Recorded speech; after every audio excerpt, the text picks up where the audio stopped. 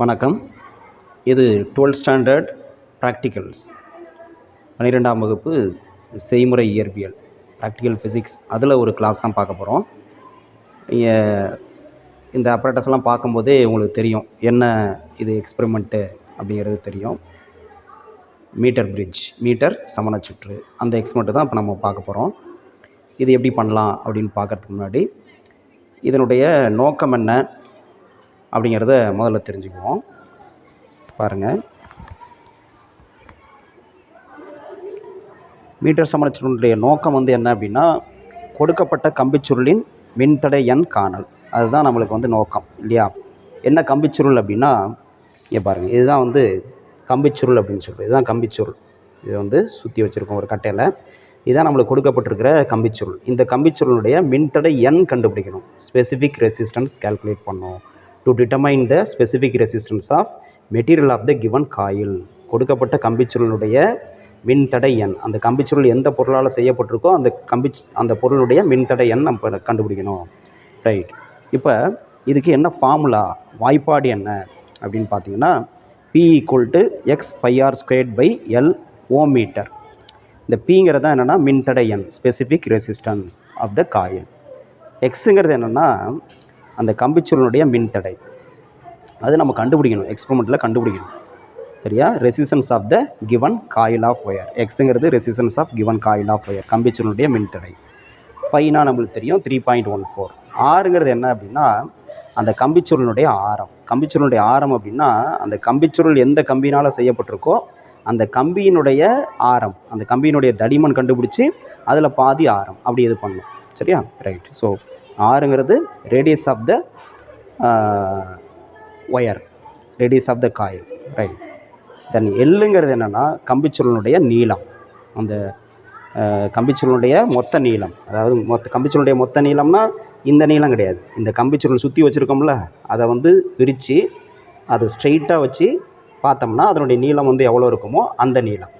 அது பெரும்பாலும் நம்ம எவ்வளோ இது பண்ணுவோம் அப்படின்னா 1 மீட்டர் அந்த மாதிரி வச்சுருப்போம். இங்கே எவ்வளோ கொடுத்துருக்காங்க, இந்த கம்பிச்சுருளுடைய நீளம் இவங்களே கொடுத்துருக்காங்க. எவ்வளோ கொடுத்துருக்காங்கன்னா 40 சென்டிமீட்டர் கொடுத்துருக்காங்க. ஓகே.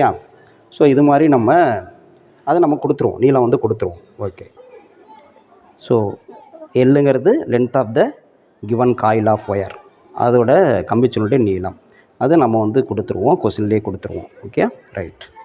இப்போ நம்ம கண்டுபிடிக்க வேண்டியது என்ன அப்படின்னா இந்த எக்ஸு தான் கண்டுபிடிக்கணும். கம்பிச்சுருளுடைய மின்தடை, unknown resistance of the coil, அதுதான் நம்ம கண்டுபிடிக்கணும் எக்ஸ்பெரிமெண்ட்டில். இப்போ இந்த எக்ஸ்பெரிமெண்ட்டுக்கு தேவையான சர்க்யூட் டயக்ராம் இதுதான், மின் சுற்றுப்படம். சர்க்யூட் டயக்ராம் இதுதான். இதில் பார்த்தீங்கன்னா நம்மளுக்கு கொடுத்துருக்கிற அந்த கம்பிச்சுருள் இருக்கு இல்லையா, எந்த கம்பிச்சுருளுடைய மின்தடை எண் கண்டுபிடிக்கணுமோ அந்த கம்பிச்சுருள் தான் அங்கே காமிச்சிருக்கோம். இது ஜென்ரலாக பாக்ஸ் மாதிரி போடுறது கிடையாது. இதை இந்த மாதிரி சிம்பிளில் தான் போடுவோம். ஓகே. அந்த இடத்துல இந்த பாக்ஸுக்கு பதிலாக இந்த மாதிரி சிம்பிள் போட்டுக்கிறது நல்லது. ஸோ இது கம்பிச்சுருள். அடுத்து இது ஒரு ஸ்டாண்டர்டான ரெசிஸ்டன்ஸ். இது ரெசிஸ்டன்ஸ் பாக்ஸ்ன்னு சொல்லுவோம், மின்தடை பெட்டி. இந்த மின்தடை பெட்டியில் மின்தடையினுடைய மதிப்பை நம்ம மாற்றிக்கலாம், ரெசிஸ்டன்ஸ் வேல்யூவை நம்ம சேஞ்ச் பண்ணிக்கலாம். ரைட். அடுத்து இது ஹை ரெசிஸ்டன்ஸ். இது உயர் மின்தடை அப்படின்னு சொல்லுவோம், ஹை ரெசிஸ்டன்ஸ். இது கேல்வாமீட்டர் G. அடுத்து இந்த இடம் ஜாக்கி அப்படின்னு சொல்கிறது, ஜாக்கி தொடு சாவி அப்படின்னு சொல்லுவோம். ரைட். இது லெக்லான்ஸ் செல். இது கீ, லெக்லான்ஸ் செல்லு. இது கீ, சாவின்னு சொல்லுவோம். இப்போ இதை வச்சுட்டு தான் நம்ம இதுதான் நம்மளுடைய சர்க்யூட் டயக்ராம். இந்த எக்ஸ்பெரிமெண்ட்டில் எக்ஸ் கண்டுபிடிக்கிறதுக்கு, அந்த கம்பிச்சுருளுடைய மின்தடை கண்டுபிடிக்கிறதுக்கு இதுதான் சர்க்யூட் டயக்ராம். இதை வச்சுட்டு இந்த சர்க்யூட் டயக்ராம் படி நம்ம சர்க்யூட்டை முதல்ல கனெக்ட் பண்ணணும். ஓகே. இப்போ பார்க்கலாம் எப்படி நம்ம சர்க்யூட் கனெக்ட் பண்ணியிருக்கோம் அப்படிங்கிறத பார்க்கலாம். இப்போ பாருங்கள், இப்போ இதுதான் நம்மளுடைய சர்க்யூட். சரியா. இப்போ இதெல்லாம் மெட்டல் பிளேட்ஸ். சரியா. மின்சாரத்தை கடத்தக்கூடிய தகடுகள். இந்த பிளேட்டு, அதாவது இந்த பிளேட்டு அப்புறம் இந்த பிளேட், இது 3 தகடுகள். அது நமக்கு ஒரிஜினலாக டிவைஸில் எங்கே இருக்குது அப்படின்னா இதுதான் நமக்கு மீட்டர் சமணச்சுற்று அப்படிங்கிறது. சரியா. மீட்டர் பிரிட்ஜுங்கிறது இதுதான். இப்போ நீங்கள் கிராஃபில் இப்போ இந்த டயக்ராமில் பார்க்குற இந்த போர்ஷன் எங்கே இருக்குது, இந்த போர்ஷன் இங்கே இருக்குது. அதே மாதிரி இந்த சென்டர் பிளேட் இது எங்கே இருக்குது, இங்கே இருக்குது. இந்த சென்டர் பிளேட் இங்கே இருக்குது. அடுத்து டயக்ராமில் பார்க்குற இந்த போர்ஷன் இருக்குல்ல, இது எங்கே இருக்குது அப்படின்னா இந்த இடத்துல இருக்குது. தெரியுதா. இது ஓகே, இப்படி இருக்குது.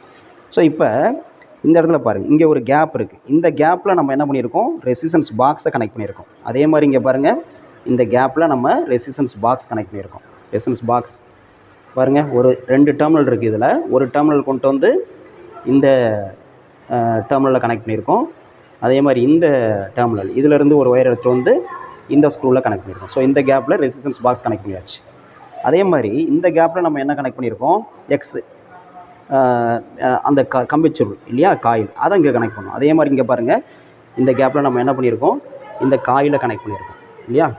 பாருங்கள், இதிலேருந்து வர ஒரு ஒயர் எடுத்து வந்து இங்கே கனெக்ட் பண்ணியிருக்கேன். இந்த எண்டிலேருந்து ஒரு ஒயர் எடுத்துகிட்டு வந்து இதிலேருந்து ஒரு ஒயர் எடுத்துகிட்டு வந்து இங்கே கனெக்ட் பண்ணியாச்சு. ஸோ இந்த பார்ட் ஓவர், இதுவும் ஓவர். அடுத்து என்ன பண்ணணும், இந்த ஏங்கிற முனை, இந்த ஒயர் இருக்குல்ல, இந்த ஒயர் இது வந்து 1 மீட்டர் நீளம் உள்ள ஒயர். ஓகேயா, அது எங்கே இருக்குது, இங்கே இருக்குது பாருங்கள். இந்த ஒயர் இதுதான் இங்கே ஆரம்பித்து அப்படியே இது வந்து 1 மீட்டர் நீளம். இது பேரலாக ஸ்கேல் வந்து வச்சுருக்கோம். இது இந்த ஸ்கேலோட நீளம் வந்து 1 மீட்டர். ஸோ அப்போ இந்த எண்டு சர்க்யூட் டயக்ராமில் இந்த எண்டுக்கும் இந்த இந்த 1 மீட்டர் ஒயருக்குள்ள நீளம், அதுக்கு 2 எண்டுக்கும் இடையில தான் நம்ம என்ன பண்ணியிருக்கோம், ஒரு லெக்லான் செல்லும் கீயும் கனெக்ட் பண்ணியிருக்கோம். லெக்லான் செல்லுங்கிறது பவர் சப்ளைக்காக, இதில் மின்னோட்டத்தை செலுத்துறதுக்காக இல்லையா. அதுக்காக நான் என்ன பண்ணுறேன், இந்த பவர் சப்ளை யூஸ் பண்ணிக்கிறேன். லெக்லான் செல்லுக்கு பதிலாக நான் அந்த பவர் சப்ளை யூஸ் பண்ணிக்கிறேன். அவங்க பாருங்கள், லெக்லான் செல்லோட பாசிட்டிவ் வந்து சர்க்யூட் டயக்ராமில் எங்கே இருக்குது, ஏவோட கனெக்ட் ஆகிருக்கு. நெகட்டிவ் வந்து என்னது, சியோட கனெக்ட் ஆகும், இந்த ஒயரோட இந்த எண்டில். அதே மாதிரி நான் பாருங்கள், இந்த பவர் சப்ளையோட பாசிட்டிவை இந்த முனையோட கனெக்ட் பண்ணியிருக்கேன், இந்த எண்டில் கனெக்ட் பண்ணியிருக்கேன். இங்கே கனெக்ட் பண்ணாலும் சரி, இங்கே கனெக்ட் பண்ணாலும் சரி, ரெண்டும் ஒன்று தான், இன்டர் கனெக்டட் இல்லையா. ஸோ இங்கேயும் கனெக்ட் பண்ணலாம், இங்கேயும் கனெக்ட் பண்ணலாம். அதே மாதிரி நெகட்டிவை வந்து எங்கே கொண்டு போய் கனெக்ட் பண்ணுறோம் அப்படின்னா, நெகட்டிவ் இந்த ஒயர் பாருங்கள், இது தெரியுதா, இந்த ஒயர் வந்து அப்படியே வருது, இங்கே வந்து இந்த எண்டுக்கு வந்துடுது, இந்த எண்டுக்கு வந்துடுது இல்லையா. இங்கே கனெக்ட் பண்ணாலும் சரி, இங்கே கனெக்ட் பண்ணாலும் சரி. ஓகே, ஸோ இந்த சர்க்யூட் டயக்ராமில் இருக்கிற மாதிரி பண்ணிட்டோம். கீ நான் வந்து கனெக்ட் பண்ணல. கீங்கிறது எதுக்குன்னா, இந்த பேட்டரியை வந்து அடிக்கடி நம்ம வந்து ஆன் ஆஃப் பண்ண முடியாது, பண்ணால் அது வந்து காயில் போயிடும். அதனால் நம்ம என்ன பண்ணுறோம் அப்படின்னா, இடையில கீ ஒன்று போட்டு அந்த கீயை வந்து ஆன் ஆஃப் பண்ணிக்கலாம். அதுக்காக தான் அந்த கீ போடுறது. இங்கே நான் வந்து கீ கனெக்ட் பண்ணலை. ரைட், அடுத்து இது முடிஞ்சது, இந்த பார்ட் முடிஞ்சது. ஸோ இந்த பார்ட் அப்பர் பார்ட் முடிஞ்சது, லோயர் பார்ட் முடிஞ்சது.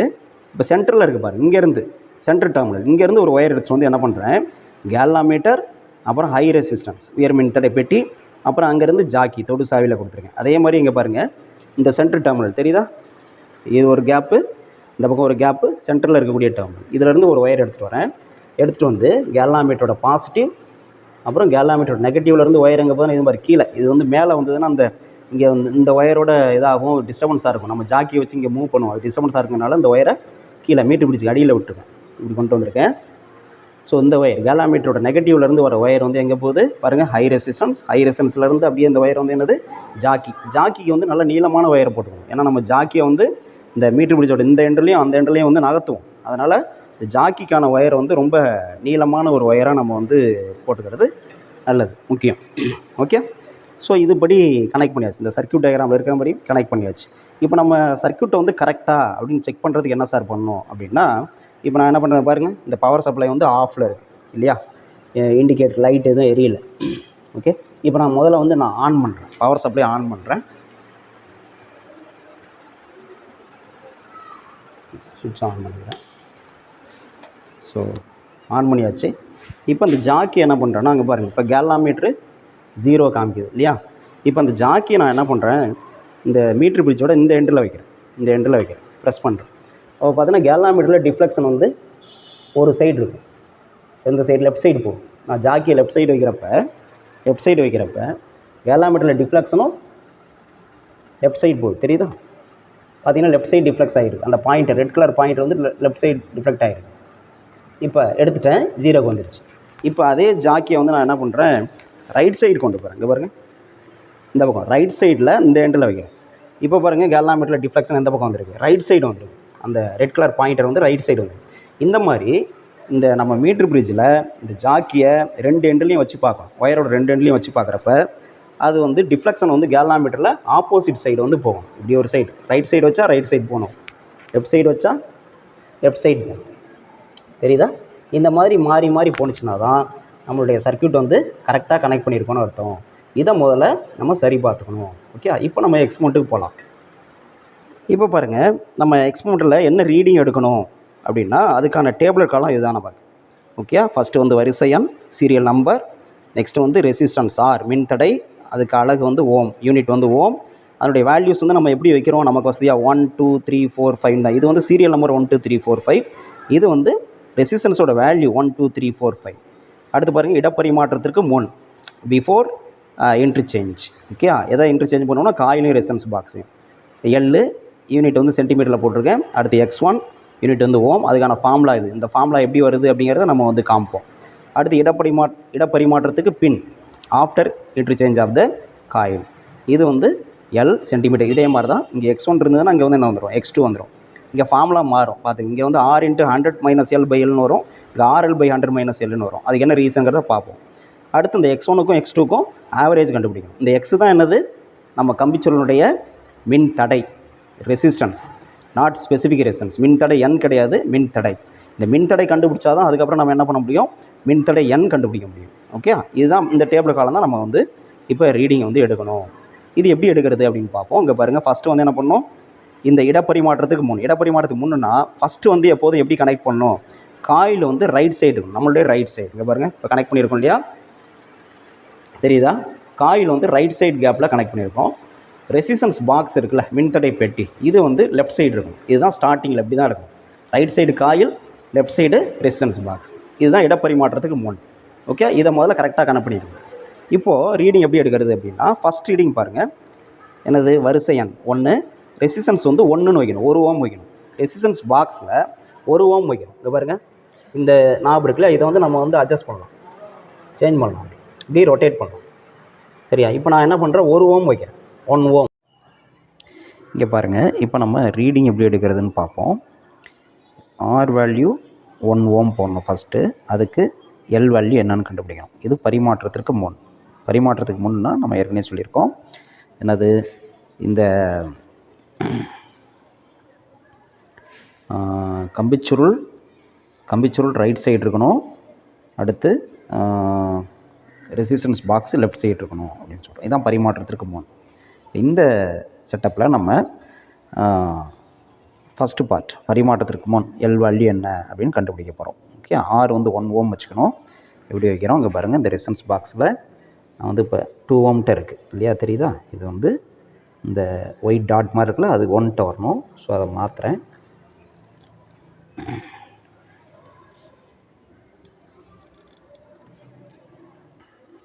இப்போ பாருங்கள், அது வந்து 1 ஓம், இந்த டாட் வந்து 1ட்ட இருக்குது, 1 ஓம் செட் பண்ணியாச்சு. இப்போ நம்ம என்ன பண்ணணும், இந்த ஜாக்கியை இந்த எண்டில் இருந்து, அதாவது இங்கே தான் பேட்டரியோட பாசிட்டிவ் கனெக்ட் பண்ணியிருக்கோம், இந்த எண்டில். சரியா, ஸோ இந்த எண்டில் இருந்து தான் ஜாக்கியை நம்ம நகர்த்தி கொண்டு வரணும். நகர்த்துறப்ப என்ன பண்ணணும், ஃபஸ்ட்டு என்ன பண்ணணும், நம்ம முதல்ல கனெக்ஷன் கரெக்டாக இருக்கான்னு செக் பண்ணுறதுக்கு என்ன பண்ணணும்னு சொல்லியிருக்கோம். இந்த எண்டில் வைக்கிறப்ப டிஃப்ளெக்ஷன் வந்து கேல்வாமீட்டரில் இந்த சைடு போகுது. சரியா, லெஃப்ட் சைடு. அதே வந்து ரைட் சைடு ஜாக்கியை கொண்டு வந்து வைக்கிறப்ப, ஜாக்கியை ரைட் சைடு கொண்டு போனப்போ நமக்கு வந்து இந்த எண்டில் வைக்கிறப்ப டிஃப்ளெக்ஷன் பாருங்கள், ரைட் சைடு வருது. பாயிண்டர், ரெட் கலர் பாயிண்டர் வந்து ரைட் சைடு திரும்பி இருக்குது. ஸோ இப்படி ஆப்போசிட் சைடு டிஃப்ளெக்ஷன் வந்ததுன்னா நம்ம கனெக்ஷன் கரெக்டு அப்படின்னு சொன்னோம். இப்போது இங்கேருந்து இந்த எண்டிலேருந்து நான் இந்த ஜாக்கியை நகர்த்தி கொண்டு வரேன். இப்போ எனக்கு கேல்வாமீட்டரில் பாருங்கள், டிஃப்ளெக்ஷன் பாருங்கள் என்ன இருக்குது, அப்படியே அந்த பாயிண்டர் வந்து 0 நோக்கி வரும், நகர்ந்து வரும். தெரியுதா, அது அப்படியே 0 நோக்கி நகர்ந்து வருது. இப்போ பாருங்கள், அது அப்படியே வருது, 0க்கு வந்துருச்சு. ஓகே, இப்போ என்ன ரீடிங்னு பார்க்கணும். இந்த இடத்துல என்ன ரீடிங் அப்படின்னு பார்த்தா நமக்கு வந்து இப்போ ரீடிங் வந்து 52 இருக்குது. இந்த ஜாக்கியோட டிப் இருக்கு இல்லையா, அதுக்கு நேராக என்ன ரீடிங், மேலே உள்ள ஸ்கேலில் தான் ரீடிங் பார்க்கணும். ஏன்னா மேலே உள்ள ஸ்கேல் தான் நமக்கு வந்து என்னது, இங்கேருந்து இந்த எண்ட்லேருந்து ஸ்டார்ட் ஆகுதுங்க பாருங்கள். மேலே உள்ள ஸ்கேல் தான் 1 2 3ன்னு இந்த எண்ட்லேருந்து ஸ்டார்ட் ஆகுது இல்லையா, நம்ம ஜாக்கி இந்த எண்ட்லேருந்து தான் நகர்த்தணும். ஸோ அந்த ஸ்கேலில் ரீடிங் பார்க்கணும். அப்படி பார்த்தா நமக்கு வந்து வேல்யூ எவ்வளோ அப்படின்னா 52 வருது. ஓகே, வேல்யூ வந்து 52, அதை நம்ம நோட் பண்ணிக்கலாம். இப்போ இந்த இடத்துல நான் வந்து 52ன்னு நோட் பண்ணுறேன். இந்த இடத்துல நம்ம 52 அப்படின்னு நோட் பண்ணிக்கலாம். ஓகே, இப்போ அடுத்து என்ன பண்ணோம் நம்ம ஆர் வேல்யூ பாருங்கள், ஆர் வேல்யூ 2 ஓம் கொடுக்கணும். அதுக்கு எல் என்னன்னு கண்டுபிடிக்கணும். இப்போ மறுபடியும் இங்கே வந்து என்னது 2 ஓம் செட் பண்ணுறேன். இந்த டாட் இருக்குல்ல, அதை 2 கொண்டு போகணும். இப்போது 2 ஓம் கொண்டு வந்துட்டேன். ஆர் 2 ஓம் வச்சாச்சு. அதுக்கு எல் என்னன்னு கண்டுபிடிக்கணும். எகைன் இப்போ என்ன பாருங்கள், ஜாக்கியை வந்து எங்கேயுமே வைக்கல. ஸோ கேலாமீட்டரில் 0ல் இருக்குது. இப்போ ஜாக்கியை இந்த எண்டுக்கு கொண்டு வரேன், இந்த எண்டில் வைக்கிறேன். இப்போ டிஃப்ளெக்ஷன் பார்த்தீங்கன்னா கேலாமீட்டரில் டிஃப்ளெக்ஷன் இருக்கும். இந்த ஜாக்கியை நகர்த்தி கொண்டு வர நமக்கு வந்து பாருங்கள், இதை அப்படியே நகர்த்தி கொண்டு வரப்போ இங்கே 0 கிட்ட அந்த பாயிண்ட் நகர்ந்து வந்துக்கிட்டே இருக்குது. இப்போ எங்கே அந்த நல் டிஃப்ளெக்ஷன் கிடைக்குது அப்படின்னு பார்க்கணும். 0க்கு நேராக வரணும் பாயிண்டர்.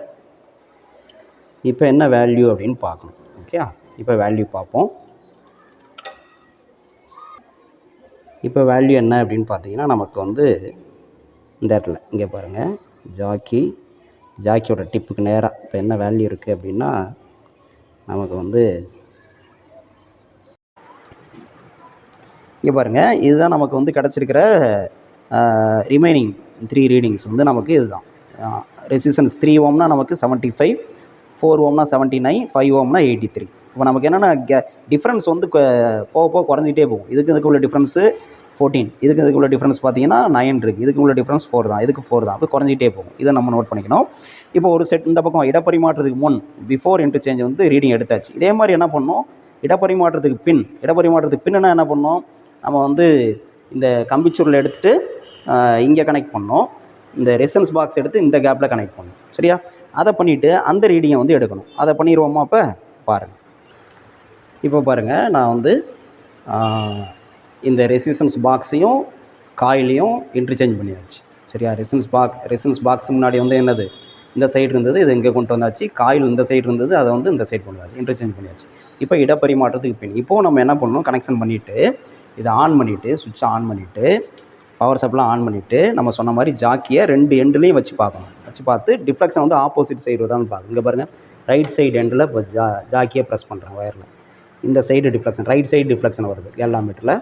அதே மாதிரி ஜாக்கியை லெஃப்ட் சைடு கொண்டு வரேன்.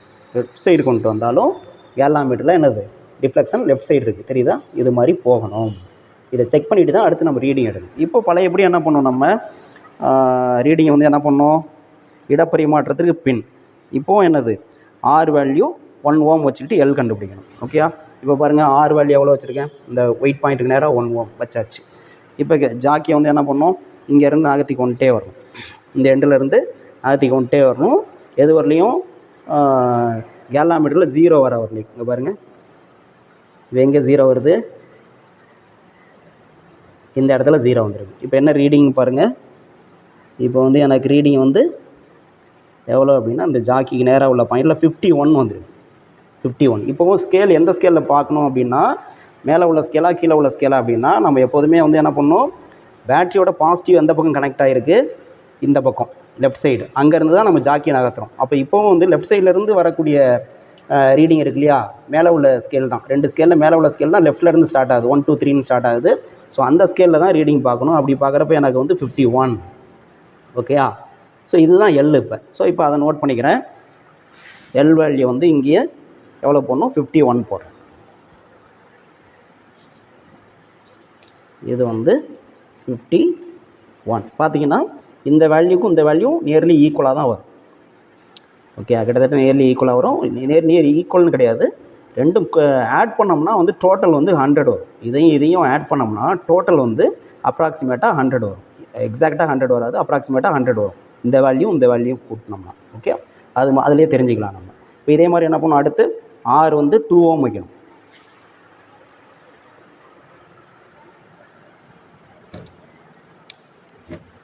ஆர் 2 ஓம் வச்சாச்சு. இப்போ எகைன் ஜாக்கியை மூவ் பண்ணுங்கள். இங்கேருந்து எங்கே நல் டிஃப்ளெக்ஷன் வருதுன்னு பார்ப்போம். பாருங்கள்,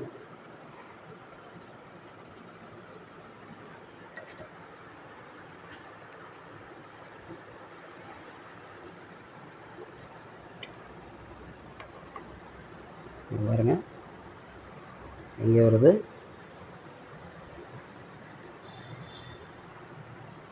பாயிண்டர் 0க்கு பக்கத்தில் வந்துக்கிட்டே இருக்குது. ஸோ இந்த இடத்துல எனக்கு 0க்கு வந்துருச்சு. இப்போ என்ன ரீடிங்க அப்படின்னா, இப்போ என்ன ரீடிங்னா அந்த இடத்துல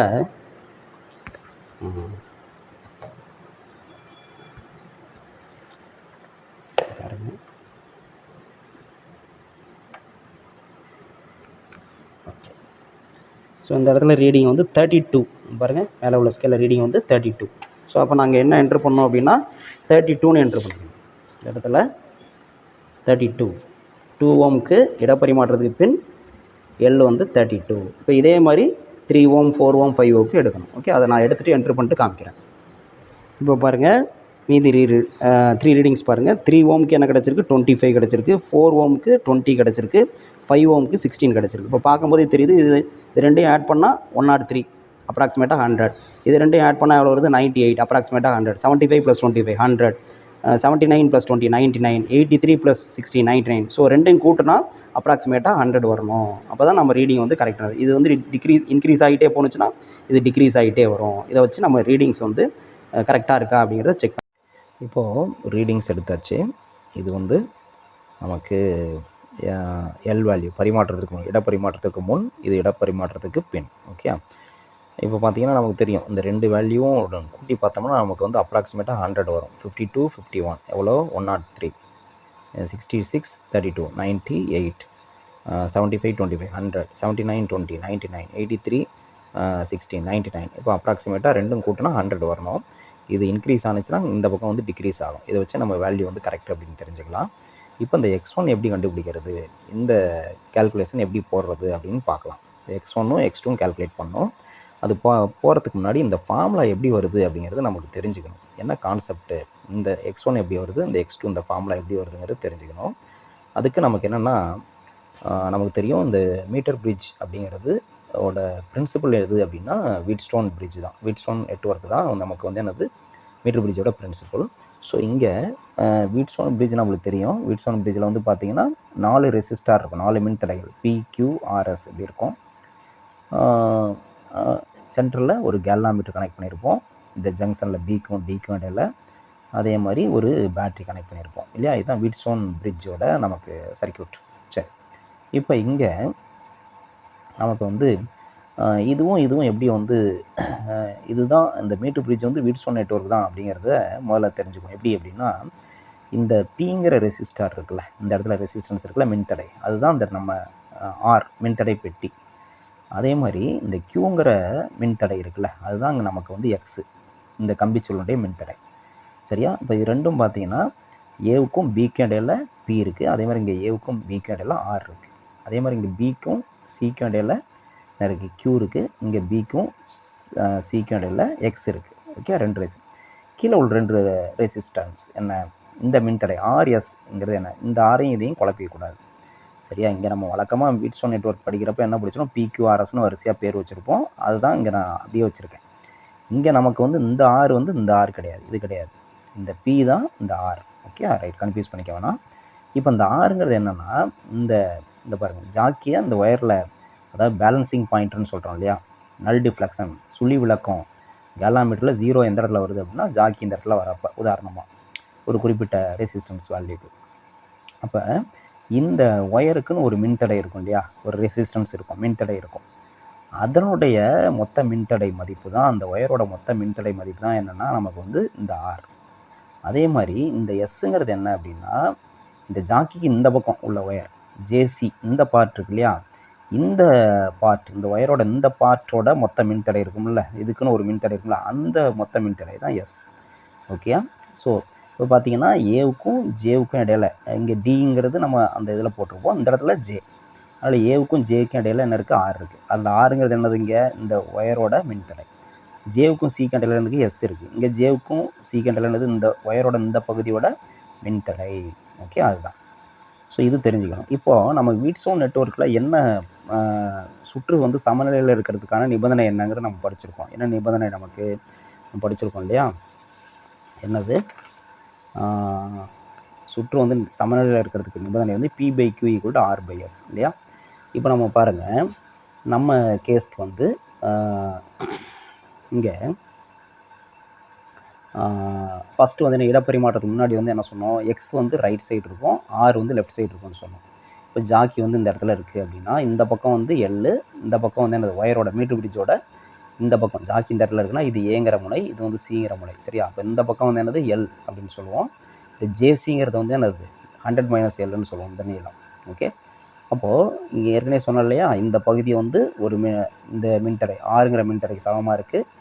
இந்த பகுதி வந்து என்னது, இந்த பகுதி வந்து இந்த எஸ்ங்கிற மின்தடைக்கு சமமாக இருக்குது அப்படின்னு சொன்னோம் இல்லையா, அதை தான் இங்கே புரிஞ்சுக்கணும்.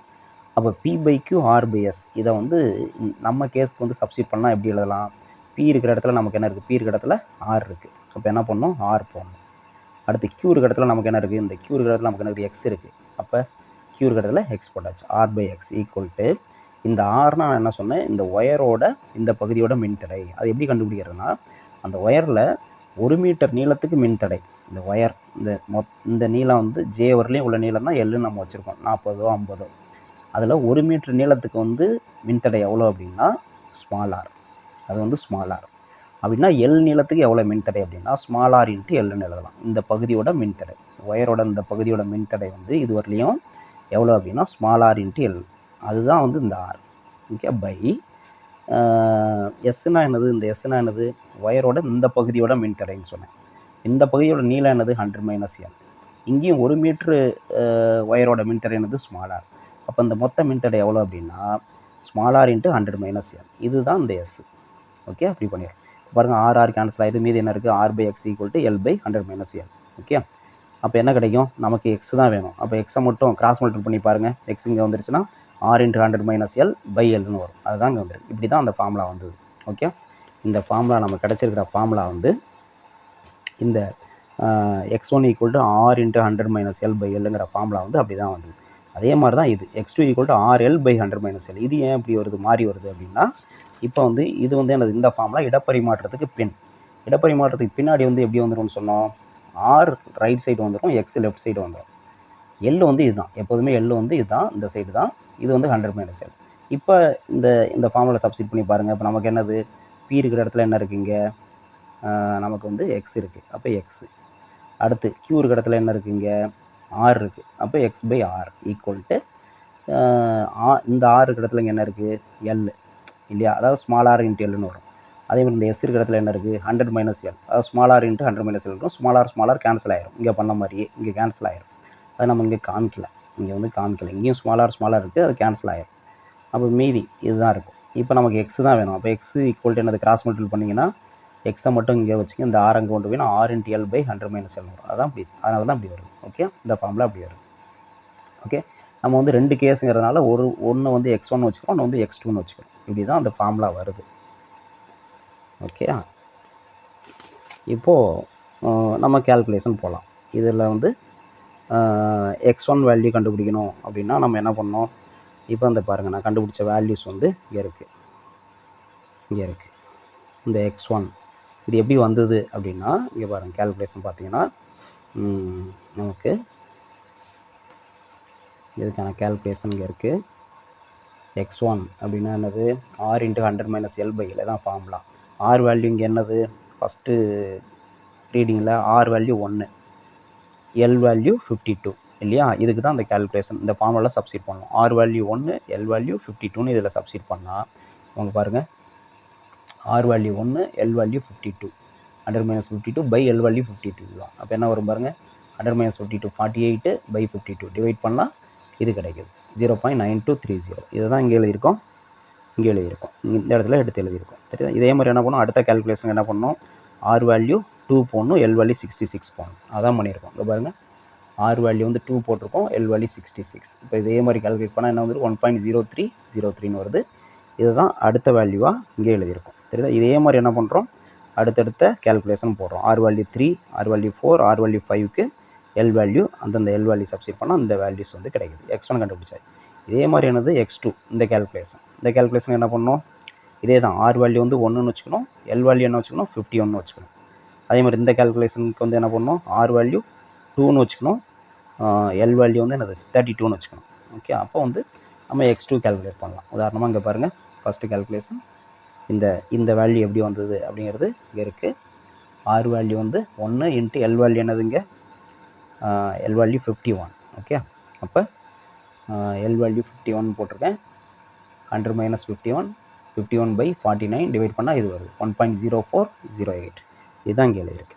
இதே மாதிரி எல்லா கேல்குலேஷன் அடுத்தடுத்து கேல்குலேஷன் போடுறப்போ ஆர் வேல்யூ சேஞ்ச் பண்ணிக்கணும். R value L value change பண்ணி கேல்குலேஷன் போடலாம். நம்ம போட்ட கேல்குலேஷன்ஸ் இங்கே இருக்குது. செகண்ட் கேல்குலேஷனுக்கு இது, தேர்ட் கேல்குலேஷன், ஃபோர்த் கேல்குலேஷன், அடுத்து ஃபிஃப்த்து கேல்குலேஷன். அதுதான் அந்த வேல்யூஸ் தான் இங்கே எழுதியிருக்கோம். நம்ம வரிசையாக எழுதியிருக்கோம் வரிசையாக. அடுத்து என்ன பண்ணணும், இந்த x1க்கும் x2க்கும் ஆவரேஜ் கண்டுபிடிக்கணும். இந்த x1 x2 ஆவரேஜ் இது, ஏன்னா x1 + x2/2 இது ரெண்டையும் ஆட் பண்ணி 12 டிவைட் பண்ணால் ஆவரேஜ் வேல்யூ. அதேமாதிரி இது ரெண்டையும் ஆட் பண்ணி 12 டிவைட் பண்ணால் இது ரெண்டையும் ஆட் பண்ணி 12 டிவைட் பண்ணால் என்ன வரும், இதே தான் வரும். இது ரெண்டையும் ஆட் பண்ணி 12 டிவைட் பண்ணால் இது ரெண்டையும் ஆட் பண்ணி 12 டிவைட் பண்ணால் இது. லாஸ்ட் என்ன பண்ணோம், இந்த எல்லா எக்ஸ் வேல்யூக்கும் இதுதான் எக்ஸு, இதுதான் நம்ம கொடுத்துருக்கிற கம்பிச்சொல்லுடைய மின்தடை மதிப்பு. இது எல்லாத்துக்கும் ஆவரேஜ் கண்டுபிடிக்கணும். ஆவரேஜ் எடுத்தால் எனக்கு எவ்வளோ கிடச்சிருக்கு, இது கிடச்சிருக்கு. ஆவரேஜ் எப்படி கண்டுபிடிக்கணும், இந்த 5 வேல்யூவும் ஆட் பண்ணி வர வேல்யூவை டோட்டல் வேல்யூவை 5ஆல் டிவைட் பண்ணால் இது கிடச்சிருக்கு. ஓகே, இந்த வேல்யூவை தான் நம்ம என்ன பண்ணோம், ஃபைனல் கேல்குலேஷனில் கொண்டு போயிட்டு சப்ஸ்டிட் பண்ணணும். ஃபைனல் கேல்குலேஷனுங்கிறது நமக்கு என்னென்னா இந்த ஃபார்முலாவில் சப்ஸ்டிட் பண்ணுறது. இதில் எக்ஸ் வேல்யூங்கிறது தான் டேபிள் கார்டில் கண்டுபிடிச்சது மின்தடை, ஆறுங்கிறது கம்பிச்சுருளுடைய ஆரம், எல்லுங்கிறது நீளம். இதெல்லாம் அந்த கட்டையிலே வந்து நம்மளுக்கு கொடுத்துருந்தாங்க. அதை சப்ஸ்டிட் பண்ணலாம். சப்ஸ்டிட் பண்ணால் அந்த கேல்குலேஷன் எப்படி வருதுன்னு பார்ப்போம். இப்போ பாருங்கள், P=Pங்கிறது மின்தடை n, x × πr²/L. X value தான் அந்த டேபிள் காலத்தில் லாஸ்ட்டில் நம்ம கண்டுபிடிச்சோம். எங்கே, இந்த இடத்துல கண்டுபிடிச்சோம் இல்லையா, இதுதான் எக்ஸ் வேல்யூ 1.0025x. ரைட், அது போட்டாச்சு. இன்ட்டு 3.14 இன்ட்டு ஆறுங்கிறது எவ்வளோ அந்த இதில் கொடுத்துருந்தாங்கன்னா நமக்கு டயாமீட்டர் வந்து 0.85 மில்லிமீட்டர்னு கொடுத்துருந்தாங்க. அப்போ ஆறு எவ்வளவு, அதில் பாதி 0.425 வரும். நான் 42 mm எடுத்துக்கிட்டேன். இது மில்லிமீட்டரில் இருக்குது, மீட்டராக மாற்றுறதுக்காக 10⁻³ மீட்டர் போட்டிருக்கேன். அப்போ ஆர் வேல்யூ என்னது 0.42 × 10⁻³ ஸ்கொயர் இருக்கிறனால ஹோல் ஸ்கொயர் போட்டுக்கிட்டேன். பை எல் வேல்யூ எவ்வளோ கொடுத்துருந்தாங்கன்னா அதில் 40 சென்டிமீட்டர்னு கொடுத்துருந்தாங்க. அதை மீட்டராக மாற்றுறப்போ 0.4 மீட்டர்னு வரும். ஸோ அங்கே எல்லுக்கு பதிலாக 0.4 போட்டேன். இப்போ என்ன பண்ணலாம், இதெல்லாம் மல்டிப்ளை பண்ணுங்கள். இதெல்லாம் மல்டிப்ளை பண்ணோம். 1.0025 × 3.14 × 0.42, அது ஸ்கொயரில் இருக்கிறனால இன்ட்டு இன்னொரு 0.42, இதெல்லாம் மல்டிப்ளை பண்ணால் இது கிடைக்குது. இன்ட்டு இப்போ 10⁻³ ஸ்கொயர் பண்ணால் 10⁻6/0.4. இப்போ இதை டிவைட் பண்ணால் எனக்கு என்ன கிடைக்குது, இது கிடைக்குது 1.3882 × 10⁻6 ஓம் மீட்டர். ஸ்பெசிஃபிக் ரெசிஸ்டன்ஸ் மின்தடை எண்ணுக்கான அலகு வந்து ஓம் மீட்டர். இதுதான் நமக்கு ரிசல்ட். இதுதான் நம்ம ரிசல்ட்டில் எழுதணும். ஓகே, இதோட முடிஞ்சது. ஓகே, மீண்டும் அடுத்த கிளாஸில் பார்க்கலாம். நன்றி.